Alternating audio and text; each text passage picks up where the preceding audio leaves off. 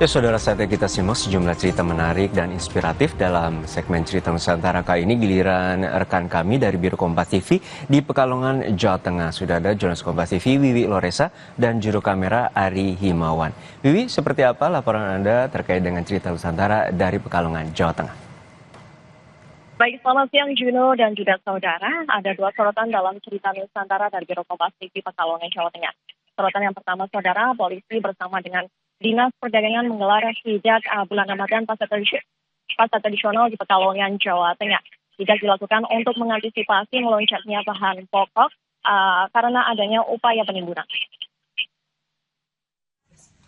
Petugas gabungan melakukan pengecekan harga beras, cabai, bawang, daging ayam, dan daging sapi di Pasar Induk Kajen, Kabupaten Pekalongan.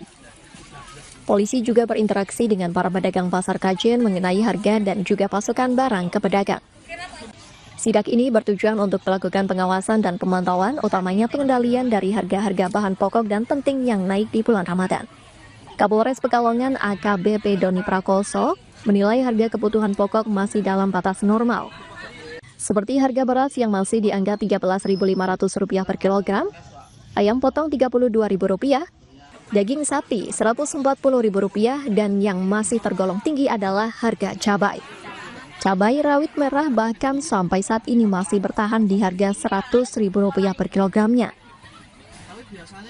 Dari situasi dan kondisi memang terjadi pada setiap bulan Ramadan untuk penjualan memang cenderung menurun.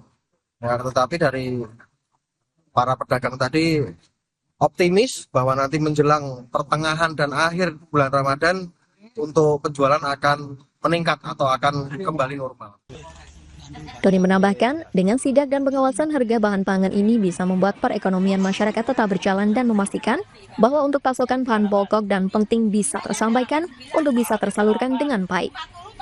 Sementara dengan adanya sidak, Doni berharap tidak ada upaya-upaya penimbunan oleh pihak-pihak tertentu. Ari Himawan, Kompas TV, Pekalongan, Jawa Tengah.